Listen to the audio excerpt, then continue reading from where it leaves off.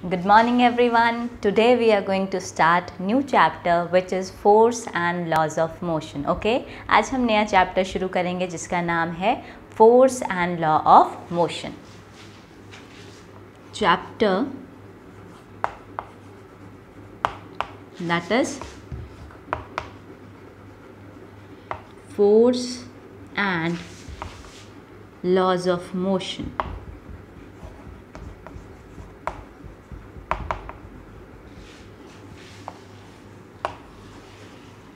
Okay, now let us talk about force. कि what is force? Okay, देखिए suppose if we are having a chair, ठीक है, अगर हमारे पास चेयर है तो उसे अगर हम पुश कर रहे हैं तो हम उसके ऊपर क्या लगा रहे हैं? We are exerting force on it, ठीक है, हम उसके ऊपर फोर्स लगा रहे हैं. Suppose if we are having a tree, ठीक है, अगर ट्री है और उसके ऊपर मैंगोज लगे हुए हैं, ठीक है, और उस पे से हम मैंगोज जो है वो प्लग कर रहे हैं, तोड़ रहे हैं, ठीक है, तो अगर हम उसमें से प्लग करेंगे तो हम क्या करेंगे? पुल करेंगे, तो वहाँ पर भी हम क्या लगा रहे हैं? फोर्स लगा रहे हैं, ठीक है. तो इसका मतलब है फोर्स जो हम लगाते हैं या तो हम in the form of push लगाते हैं और इन द फॉर्म ऑफ पुल लगाते हैं. या तो कहीं पर हम पुश कर रहे हैं तो वहाँ पर आपका फोर्स लग रहा है, और कहीं से कोई चीज़ खींच रहे हैं, पुल कर रहे हैं, तब वहाँ भी आपका फोर्स लग रहा है, ठीक है. तो फोर्स, पुश और पुल जो है इसमें आपका क्या होता है? It exerts force. Okay, so we can say when we push or pull an object, we exert a force. We exert a force. Okay, इसका मतलब यही है कि जब भी हम पुश और पुल करते हैं हम फोर्स एक्सर्ट करते हैं किसके ऊपर? ऑब्जेक्ट के ऊपर. Okay, always remember whenever we push or pull we exert force on the object. Now let us take an example. If we are having a block, ठीक है, अगर हमारे पास कोई ब्लॉक है, suppose this is a block, this is on the ground. अगर हम इसको force लगाते हैं, देखिए फोर्स हम इस डायरेक्शन से भी लगा सकते हैं, ठीक है, फोर्स हम इस डायरेक्शन से भी लगा सकते हैं. अगर इधर से डायरेक्शन से फोर्स लगाएंगे तो ये ऑब्जेक्ट इस तरफ मूव कर जाएगा. अगर हम इधर से फोर्स लगाएंगे तो ये ऑब्जेक्ट नीचे की तरफ मूव कर जाएगा, ठीक है. तो डिपेंडिंग अपॉन हम फोर्स किस तरफ से लगा रहे हैं, हम पुश भी कर सकते हैं ऑब्जेक्ट को और पुल भी कर सकते हैं. तो उसकी वजह से, फोर्स की वजह से क्या हो रहा है? इस ऑब्जेक्ट का क्या हो रहा है? चेंज हो रहा है डायरेक्शन. देखिए अगर हम इस तरफ को फोर्स अप्लाई कर रहे हैं तो ये ऑब्जेक्ट इधर पहुँच जाता है. अगर हम इधर से इधर को फोर्स लगा रहे हैं तो ये ऑब्जेक्ट नीचे को चला जा रहा है. ओके, तो इसका मतलब है फोर्स लगाने से डायरेक्शन चेंज होता है. तो इसका मतलब क्या हुआ? Next important point is force has a direction.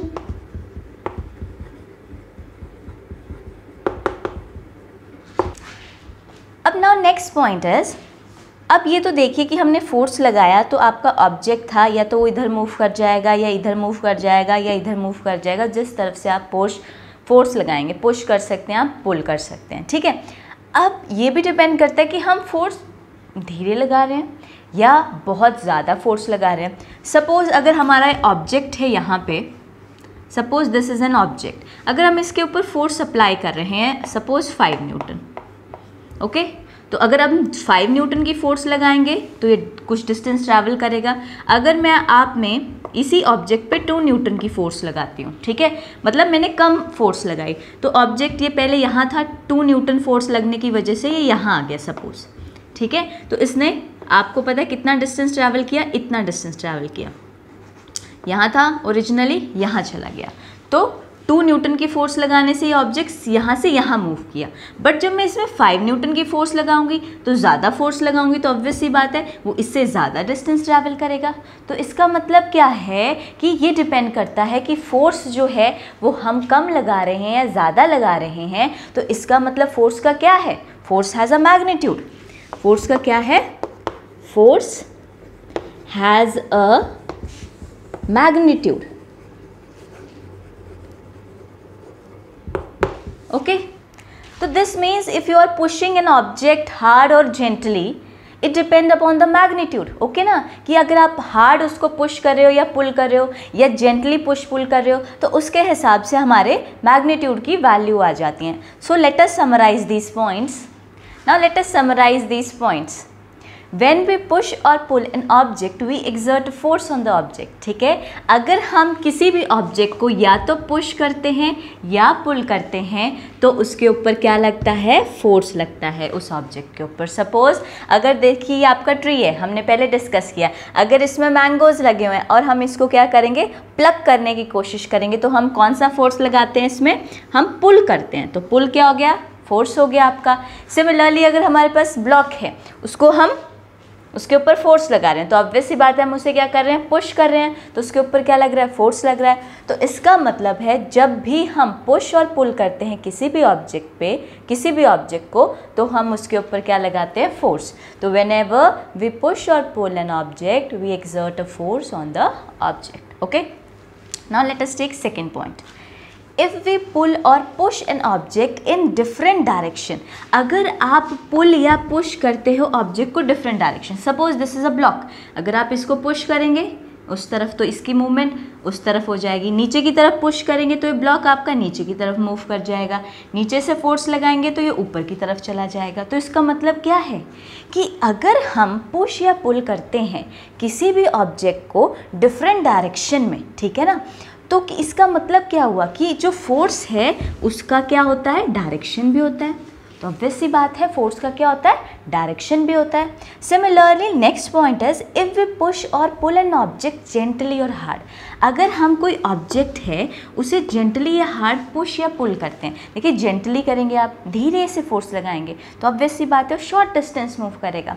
अगर हम उसमें ज़्यादा फोर्स लगाएंगे तो वो लॉन्ग डिस्टेंस ट्रैवल करेगा. ठीक है, तो इसका मतलब क्या हुआ, फोर्स में मैग्नीट्यूड भी होता है. क्या होता है, फोर्स में मैग्नीट्यूड होता है. तो यू कैन से दैट कि देखिए फोर्स एक ऐसी क्वांटिटी है जिसमें डायरेक्शन भी होता है और मैग्नीट्यूड भी होता है. तो वी हैव ऑलरेडी डिस्कस्ड ऐसी क्वांटिटी जो डायरेक्शन और आपका मैग्नीट्यूड दोनों बताता है, उस क्वांटिटी को हम क्या कहते हैं, vector quantity. So here force is a vector quantity because it is having both direction as well as magnitude. So always remember, so it is a vector quantity. Okay, now let us consider a ball. Okay, ball है आपकी और वो किसी table पे लाई कर रही है. ठीक है, अगर कोई बॉल आपकी टेबल पे लाई कर रही है, अगर हम उसे क्या कर दें, पुश कर देते हैं, ठीक है, तो वो ऑब्वियस सी बात है वो क्या करना शुरू हो जाएगी, मूव करना स्टार्ट हो जाएगी. ठीक है, तो एक केस आ गया कि बॉल रखी थी, उस पर हमने फोर्स लगाया और वो फॉरवर्ड डायरेक्शन में मूव करना स्टार्ट हो गई.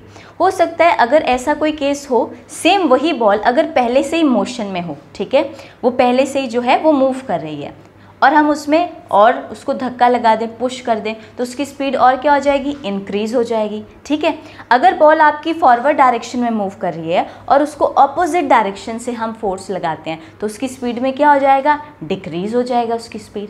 ठीक है, अच्छा suppose if your ball is moving, suppose हम करते हैं कि बॉल जो है वो नॉर्थ डायरेक्शन की तरफ मूव कर रही है. ठीक है, और हम उसमें फोर्स जो है वो ईस्ट की तरफ अप्लाई कर देते हैं, तो ऑब्वियस सी बात है क्या होगा उस केस में. अब सोचने वाली बात है कि अगर आपकी बॉल जो है वो नॉर्थ डायरेक्शन में जा रही थी और उसके ऊपर हमने फोर्स लगा दिया ईस्ट की तरफ, तो ऑब्वियस सी बात है उसका डायरेक्शन क्या हो जाएगा, चेंज हो जाएगा. तो इन सारे केसेस में हो क्या रहा है, जब आपकी बॉल रेस्ट पोजीशन पे थी, हमने उसमें फोर्स लगाई, तब भी वो मूव करना स्टार्ट हुई. मूविंग बॉल पे अगर हम मूविंग बॉल को पुश कर दें तो भी वो और ज़्यादा स्पीड से मूव करना स्टार्ट हो जाएगी. ठीक है, अगर कोई बॉल पहले से ही स्पीड से मूव कर रही है और उसके ऑपोजिट डायरेक्शन से उसमें फोर्स लगाएं तो वो बॉल जो होगी उसकी स्पीड में डिक्रीज़ आ जाएगा. तो इन सारे केसेस में हो क्या रहा है, इन सारे केसेस में आपका एक्सेलरेशन हो रहा है कि जब भी अगर हमें कोई भी बॉडी है उसको एक्सेलरेट कराना है तो उसके ऊपर हमें क्या लगानी पड़ेगी, फोर्स लगानी पड़ेगी. ओके, बहुत इंपॉर्टेंट पॉइंट है. If you have to accelerate an object, अगर आपको किसी भी ऑब्जेक्ट को एक्सेलरेट करना है तो आपको उसके ऊपर क्या अप्लाई करना पड़ेगा, आपको उसके ऊपर फोर्स अप्लाई करना पड़ेगा. Okay, so to accelerate an object we need to apply a force on it. okay, we have already discussed कि अगर हमें किसी भी ऑब्जेक्ट को एक्सेलरेट कराना है, ठीक है, तो उसके ऊपर क्या लगाना पड़ेगा, उसके ऊपर फोर्स लगानी ही पड़ेगी, तभी आपका ऑब्जेक्ट जो होगा वो एक्सेलरेट होगा, वरना वो एक्सेलरेट नहीं होगा। ऑब्वियस सी बात है, कोई बॉल है अगर वो रेस्ट पोजीशन पे है, अगर हम उस पर फोर्स नहीं लगाएंगे तो क्या वो अपनी जगह से मूव करेगी, क्या वो एक्सेलरेट करेगी, नहीं, वो एक्सेलरेट नहीं करेगी। तो इसीलिए किसी भी ऑब्जेक्ट को अगर आपने you have to accelerate the object, you have to apply a force. आपको अगर एक्सेलरेट करना है कोई ऑब्जेक्ट तो आपको उसके ऊपर फोर्स लगानी ही पड़ेगी। Okay, so definition is force is that cause, force वो कॉज है which produces acceleration in the body on which it acts. ठीक है, तो फोर्स क्या है, फोर्स वो कॉज है जो एक्सेलरेशन प्रोड्यूस करता है किसी बॉडी पे जब वो एक्ट करता है। ऑब्वियस सी बात है, अगर मैं फोर्स अप्लाई नहीं करूँगी तो क्या ये चौक अपनी जगह से मूव करेगी, नहीं करेगी। तो फोर्स वो कॉज है जो क्या प्रोड्यूस करता है, उस बॉडी पर एक्सेलरेशन प्रोड्यूस करता है जिसके ऊपर उसे हम अप्लाई करते हैं। So force is that cause which produces acceleration in the body on which it acts. Okay, देखिए अभी हमने बात की थी कि फोर्स अप्लाई करते हैं तो बॉडी आपका एक्सेलरेट हो जाता है। कोई भी ऑब्जेक्ट है अगर उसके ऊपर फोर्स लगती है तो वो एक्सेलरेट हो जाता है। ये तो आपका बहुत इंपॉर्टेंट पॉइंट है। एंड अगर हम फोर्स अप्लाई करते हैं किसी ऑब्जेक्ट में तो आपकी किसी ऑब्जेक्ट की शेप में भी चेंज आ जाता है। Okay, for example look over here. अब यहाँ देखिए, यहाँ पर a spherical rubber ball become oblong as we apply force on it. This is a spherical ball. ये आपकी क्या है, अभी देखिए स्फेरिकल बॉल है, ठीक है। तो जैसे ही हमने इस पर फोर्स लगाया, okay, we applied a force. अब रबर बॉल है तो ऑब्वियस सी बात है फोर्स अप्लाई करेंगे तो इसका शेप स्फेरिकल से कैसे हो गया, अब्लॉन्ग हो गया। ओके, तो क्या आ गया, चेंज आ गया शेप में। पहले शेप कैसा था, पहले शेप कैसा था आपका, पहले शेप था आपका स्फेरिकल, फिर कैसा शेप हो गया आपका, ऑब्लॉन्ग शेप हो गया। तो क्या हुआ, फोर्स के एप्लीकेशन से क्या होता है, आपकी बॉडी में चेंज आ जाता है। ठीक है, यानी आपके ऑब्जेक्ट में क्या आ गया, चेंज हो गया जैसे ही हम फोर्स अप्लाई करते हैं। अब लुक ओवर हियर, यहाँ पर स्प्रिंग है आपकी, ठीक है, स्प्रिंग पे हम फोर्स अप्लाई कर रहे हैं। अब यहाँ पर जो था हम इस तरह से आपका पुश कर रहे थे दोनों साइड से। ओके, अब यहाँ पर हम क्या कर रहे हैं, यहाँ पर भी हम फोर्स अप्लाई कर रहे हैं, यहाँ पर हम पुल कर रहे हैं स्प्रिंग को। तो स्प्रिंग का ओरिजिनल साइज़ ये था, लेकिन जब हमने उसको दोनों तरफ से पुल किया तो क्या हो गया, वो एक्सपैंड हो गया, तो शेप में क्या आ गया, चेंज आ गया। तो यहाँ पर ये बताया जा रहा है कि ठीक है कि फोर्स लगाने से बॉडी एक्सेलरेट तो करता ही करता है, बट फोर्स लगाने से किसी बॉडी में, आपकी बॉडी में उसके शेप में भी चेंज आता है। तो फोर्स के एप्लीकेशन से shape of the body changes. यहाँ देखिए स्फेरिकल था,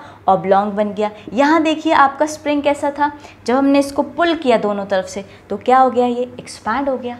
okay, a force acting on a body can do the three important points which force can do when we apply force on a body.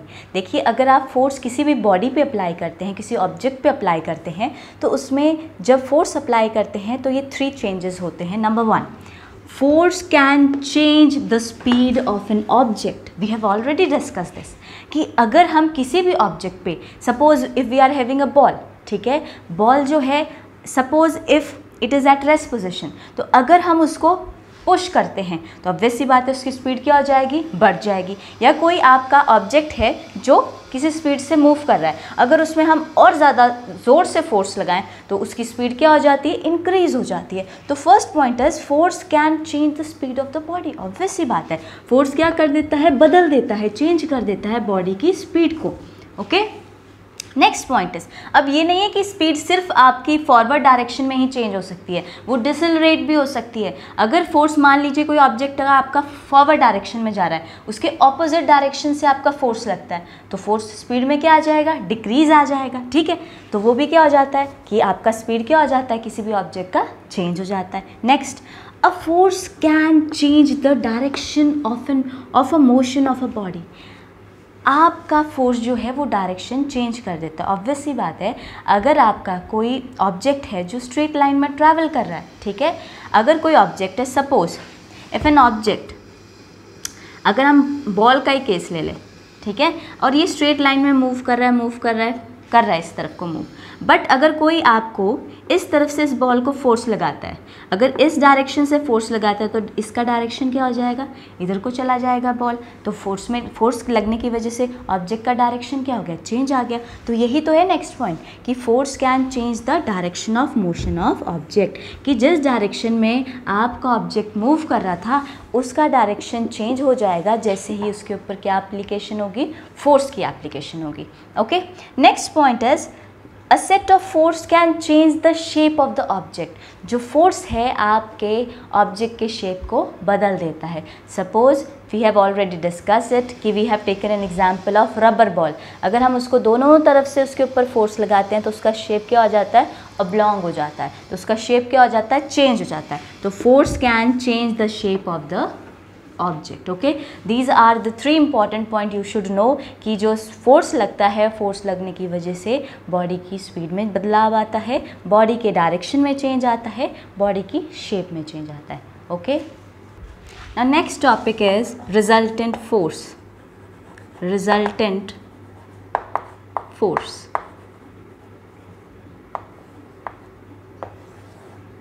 Okay, अब resultant force क्या है। Suppose if we are having a block, अगर आपके पास suppose ये क्या है, block है, ठीक है। तो इस पे जो है साइमल्टेनियसली बहुत सारे पर्सन जो है, देखिए एक पर्सन, ये भी कुछ अमाउंट ऑफ फोर्स लगा रहा है इस पे, साइमल्टेनियसली इस पे सारे पर्सन जो है कुछ ना कुछ अमाउंट ऑफ फोर्स लगा रहे हैं और इस ब्लॉक को क्या कर दे रहे हैं, मूव कर दे रहे हैं, एक्सेलरेट हो जा रहा है ब्लॉक। तो मान लीजिए इस पर्सन ने 5 न्यूटन फोर्स लगाया, इस पर्सन ने 7 न्यूटन फोर्स लगाया, इस पर्सन ने 3 न्यूटन फोर्स लगाया और इस पर्सन ने भी आपका सपोज 5 न्यूटन ही फोर्स लगाया, ठीक है।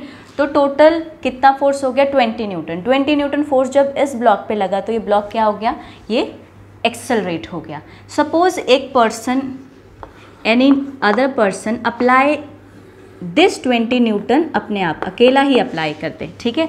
ये तो था कि ये जो पर्सन थे 1 2 3 4 ये सारे मिलके इतनी रिजल्टेंट फोर्स जो थी, इतनी फोर्स जो थी इस ब्लॉक पे लगा रहे थे ताकि ये ब्लॉक क्या हो जाए, आपका एक्सेलरेट हो जाए।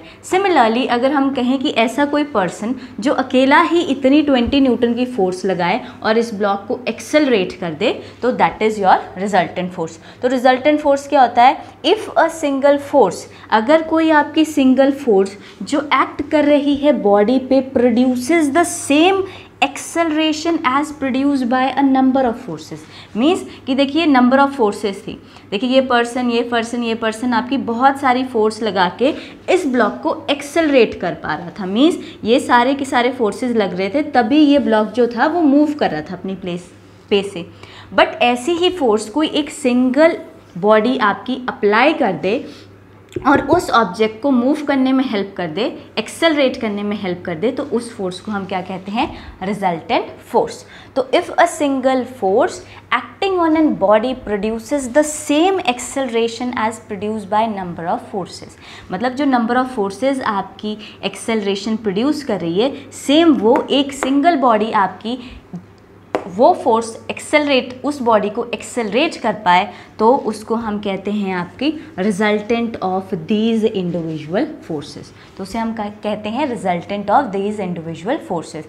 अगर कोई सिंगल फोर्स जो आपका एक्ट कर रहा है बॉडी पे वो सेम आपका एक्सेलरेशन प्रोड्यूस कर पा रहा है जो आपकी नंबर ऑफ फोर्सेस जो हैं वो प्रोड्यूस कर पा रही हैं, तब उस सिंगल फोर्स को हम कहते हैं resultant of these individual forces. Okay, now the next topic is balanced forces and unbalanced forces. अब ये balanced forces क्या होता है और unbalanced forces क्या होता है, let us explain with the help of an example. Now look over here, this is a table and a block is kept at the table और इसके साथ हमने 2 स्ट्रिंग्स लगा दी हैं, ठीक है। तो हम क्या देखते हैं, देखिए अगर कोई ब्लॉक है उसमें हमने स्ट्रिंग लगा दी है, जब हम इस तरफ को खींचेंगे तो ये ब्लॉक इस तरफ को मूव हो जाएगा, जब हम इस स्ट्रिंग से खींचेंगे तो ये ब्लॉक इस तरफ मूव हो जाएगा। अगर हम दोनों तरफ से बराबर फोर्स लगाते हैं, ओके, सपोज इधर से x की तरफ से भी हमने 5 न्यूटन का फोर्स लगाया और इस तरफ से भी हमने 5 न्यूटन का फोर्स लगाया, दोनों तरफ से 5 न्यूटन के फोर्स से हम इसको खींच रहे हैं, तो क्या इस ब्लॉक में क्या होगा, इस ब्लॉक में कोई चेंज ही नहीं होगा। ये ब्लॉक किस पोजीशन में रहेगा, अपनी रेस्ट पोजीशन पे रहेगा। तो if a set of force acting on a body produces no acceleration, अगर सेट ऑफ फोर्सेस, अगर फोर्स लग रहा है आपका, इधर से भी फोर्स लग रहा है और इधर से भी, suppose we have applied 5 newton here and 5 newton here, तो दोनों तरफ से हम 5 न्यूटन अप्लाई कर रहे हैं, तो हम क्या देख रहे हैं कि जो बॉडी है प्रोड्यूसेस नो एक्सेलरेशन, मीन्स वो अपनी जगह से एक्सेलरेट ही नहीं हो रही है, मूव ही नहीं कर रही है, तो ऐसी फोर्सेस को हम कहते हैं balanced forces. So always remember, if a set of force acting on a body produces no acceleration then the forces are said to be balanced, तब उन्हें बैलेंस कहेंगे, क्योंकि देखिए यहाँ से और यहाँ से फोर्स बिल्कुल बराबर लग रहा है, 5 न्यूटन, तो ये बॉडी अपनी प्लेस से मूव नहीं करेगी। ओके, जो ब्लॉक है ये बिल्कुल भी अपनी पोजीशन से शिफ्ट नहीं करेगा, एक्सेलरेट नहीं करेगा, तो that forces are called balanced forces. Okay, now let us move to unbalanced forces. Unbalanced forces में क्या है, अगर सपोज इफ़ आई अप्लाई, अब ये ब्लॉक है आपका, इस तरफ से स्ट्रिंग में हम अप्लाई करते हैं 5 न्यूटन, जो ये फोर्स लगा रहा है इसको 5 न्यूटन से खींच रहा है, ठीक है, और इस तरफ से जो फोर्स लग रहा है वो आपका क्या लग रहा है, 6 न्यूटन का लग रहा है। ओके, तो ऑब्वियस सी बात है कि इधर से 5 न्यूटन का फोर्स लग रहा है और इस तरफ से आपका 6 न्यूटन का फोर्स लग रहा है, तो इसका मतलब है बॉडी आखिर मूव कहाँ करेगी। अगला क्वेश्चन ये आ गया कि ये ऑब्जेक्ट जो है वो किस तरफ मूव करेगा। देखिए, ऑब्जेक्ट उस तरफ मूव करता है जिस तरफ आपकी ज़्यादा फोर्स लगती है, बिकॉज देखिए 5 न्यूटन है, यहाँ 6 न्यूटन है, ठीक है, तो 6 न्यूटन 5 न्यूटन से ज़्यादा होगा तो बॉडी इस तरफ मूव कर जाएगी आपकी। तो अनबैलेंस फोर्सेस क्या होता है, जब दोनों तरफ से आपकी इक्वल अमाउंट ऑफ फोर्सेस नहीं लगती, जैसे इस तरफ से 5 न्यूटन लगा दी और इस तरफ से 6 न्यूटन लगा दी। और ये ध्यान रखना है कि बॉडी कौन से डायरेक्शन में मूव करेगी, जिस डायरेक्शन में आपका एप्लीकेशन ऑफ फोर्स जो है वो ज़्यादा है, जिस तरफ ज़्यादा फोर्स लग रही है बॉडी उस तरफ मूव करती है। ओके, और कितना अमाउंट से मूव करती है, वो हो जाएगा आपका 6 - 5, 1 न्यूटन अमाउंट से मूव करेगी। If it produces a non zero acceleration, अगर आपकी नॉन ज़ीरो एक्सेलरेशन होती है, ऑब्वियस सी बात है, यानी कुछ ना कुछ आपकी बॉडी एक्सेलरेट करती है, तो उन फोर्सेस को हम कहते हैं अनबैलेंस फोर्सेस। ठीक है, नॉन ज़ीरो एक्सेलरेशन का मतलब हुआ कि कुछ ना कुछ वैल्यू तो आएगी एक्सेलरेशन की, तो आपकी अगर कुछ ना कुछ वैल्यू आती है एक्सेलरेशन की, तो ऐसे फोर्सेस को हम अनबैलेंस फोर्सेस कहते हैं। फॉर एग्जाम्पल दिस, ओके, यहाँ से 5 न्यूटन लगाया, इधर से 6 न्यूटन लगाया, तो ऑब्वियस सी बात है आपकी बॉडी एक्सेलरेट करेगी, ऐसा तो नहीं है रेस्ट पोजीशन पे रहेगी, एक्सेलरेट करेगी। That is why they are known as unbalanced forces. Okay, that is all about for today. If you are having any doubt anywhere, leave the comment below and do like and subscribe our channel. Thank you so much.